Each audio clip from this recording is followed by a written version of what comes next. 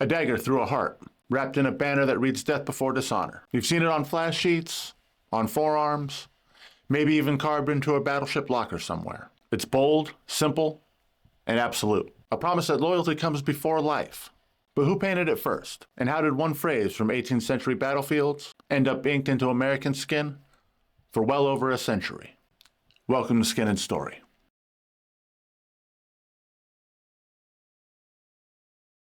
Before it was tattooed, Death Before Dishonor was shouted on battlefields. The phrase first appears in European heraldry and military emblems of the 1700s, engraved on swords, stitched onto flags, and stamped onto medals.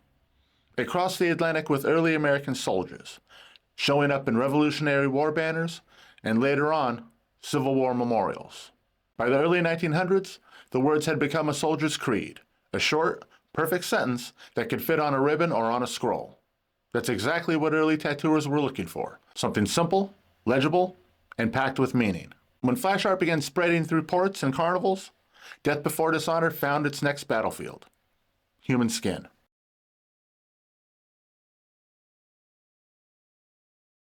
Around the 1910s, tattooing started changing.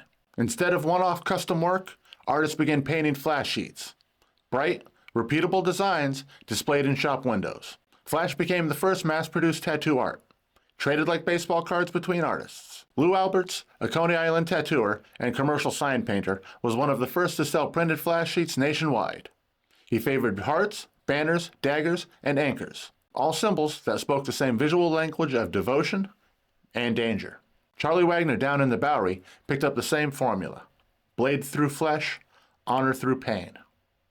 Neither Alberts nor Wagner left behind a signed Death Before Dishonor sheet, but their banner and dagger layouts created the blueprint. That blueprint gave later tattooers the visual grammar: vertical symmetry, ribbon space for words, and a central symbol of sacrifice.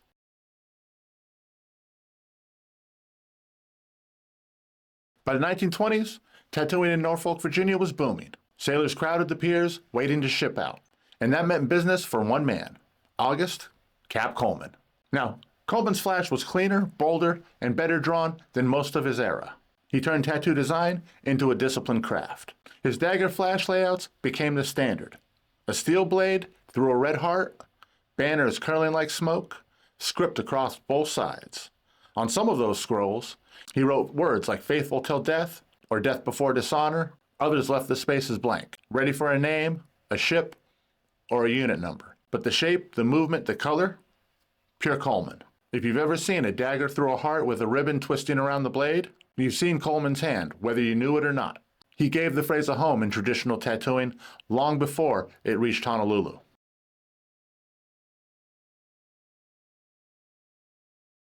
I bring up Honolulu because 2 decades later, a young Navy vet named Norman Sailor Jerry Collins set up shop on Hotel Street in Honolulu. It was the middle of World War II, and sailors poured in by the hundreds. Jerry had learned from Coleman, Wagner, and Dietzel, and he elevated their formulas into crisp, balanced masterpieces. I am going to do an episode on Sailor Jerry.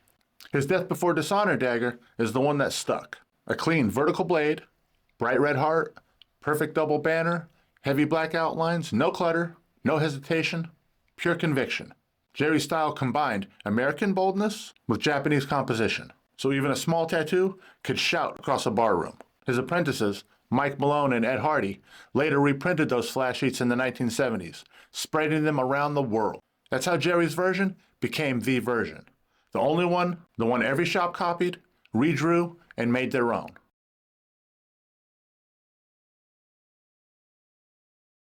For the men who wore it, Death Before Dishonor wasn't poetry.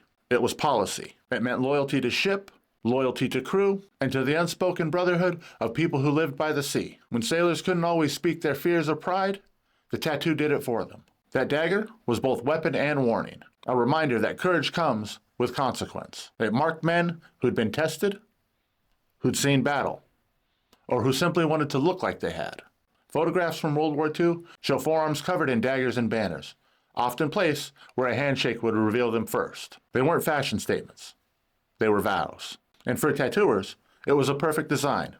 Vertical, balanced, timeless. You could pull it off a sheet in 1944 or in 2025, and it would still read as pure American traditional. After the war, The phrase never faded. Hardy and Malone kept Sailor Jerry's flash in circulation, and younger artists reinterpreted it through every era that followed.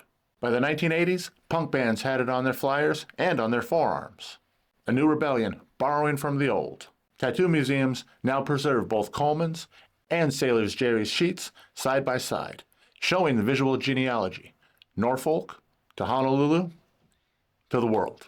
Every artist since has redrawn it, brighter, rougher, simpler, or cleaner. But the story, the bones, stays the same. One dagger, one banner, one unbreakable line between life and honor.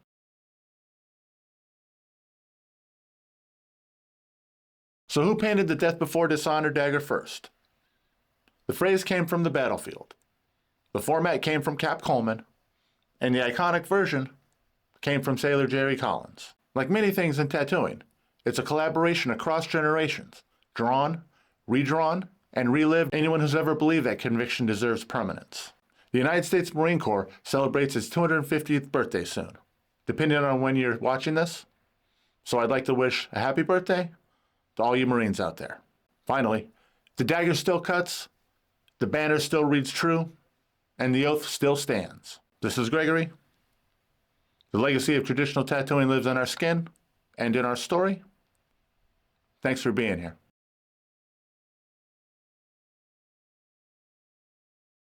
Like riding a bike.